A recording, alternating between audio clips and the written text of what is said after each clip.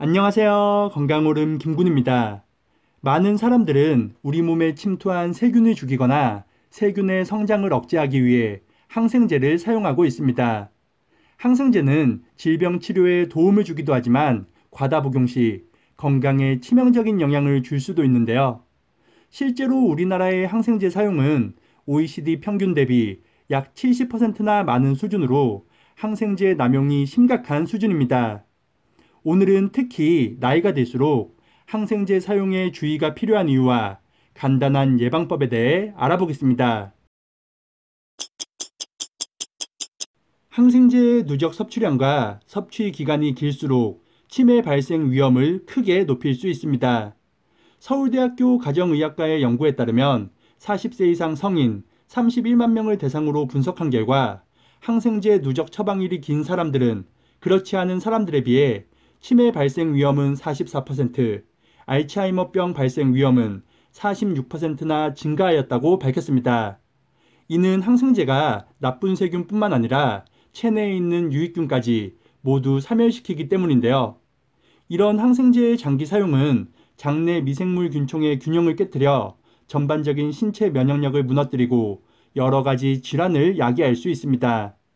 특히 장내 미생물 균총은 인지 기능을 비롯해 뇌 건강과 밀접한 관계가 있어 더욱 주의가 필요합니다. 우리나라 사람들은 세균 감염이 아닌 감기 증상에도 항생제를 찾는 등 항생제 오남용이 심각한 수준입니다. 또한 다른 질환으로 인해 항생제를 처방받고 있는 중인데도 중복으로 항생제를 추가 처방받는 경우도 많습니다. 현재 수많은 종류의 항생제들이 나오고 있지만 감염증 치료에는 가장 적절한 한 가지 항생제를 선택하는 것이 원칙입니다. 하지만 막연하게 항생제를 많이 사용할수록 치료에 도움이 될 것이라는 믿음으로 여러 가지 항생제를 동시에 사용하는 경우가 흔합니다. 지금부터 말씀드릴 쉽게 실천할 수 있는 두 가지 방법을 참고하셔서 항생제 오남용을 막고 건강은 지키시기 바랍니다. 첫 번째는 항생제 요구하지 않기입니다. 질병관리청에 따르면 항생제가 가장 많이 사용되는 병은 상기도 감염증으로 주로 감기라고 부릅니다. 하지만 감기의 80% 이상은 바이러스에 의한 것으로 항생제가 필요하지 않은 경우가 더욱 많은데요.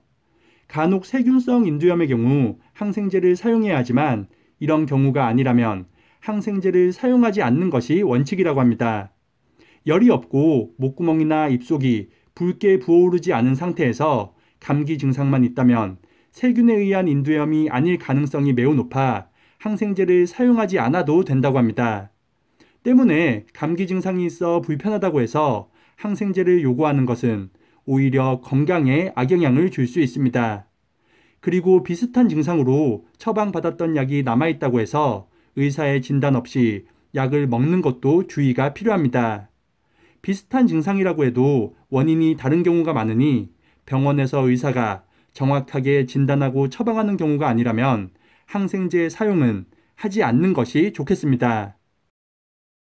두 번째는 항생제 기록입니다. 항생제 내성이 생기면 세균으로 인한 질환 치료가 더욱 어려워질 수 있습니다. 때문에 항생제 사용 전 현재 먹고 있는 항생제나 과거에 복용했던 항생제를 확인하는 것도 매우 중요한데요. 예전에 항생제 부작용이나 알레르기가 있었다면 같은 약은 피해야 하며 사용했던 항생제가 효과가 없었다면 다른 약으로 변경해야 하기 때문입니다. 번거롭고 명칭이 어렵더라도 의사나 약사에게 문의하여 항생제의 종류를 기록해 두는 것이 좋습니다. 특히 항생제를 자주 복용하는 사람이라면 항생제 종류는 물론 사용 기간과 특이사항 등을 상세히 기록하는 것도 매우 좋습니다. 병원을 옮기는 등 담당 의사가 바뀔 경우 이런 정보는 매우 중요하니 꼭 확인하시기 바랍니다. 오늘은 항생제 오남용의 위험성과 간단한 예방법에 대해 알아봤습니다. 개인의 건강 상태나 질환의 종류에 따라 항생제 사용은 상이할 수 있으니 의료 전문가의 지시에 따라 항생제를 안전하게 사용하시기 바랍니다.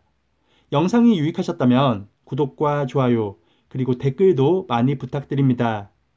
이 영상을 소중한 분들과도 공유하셔서 모두가 건강하시길 바라겠습니다.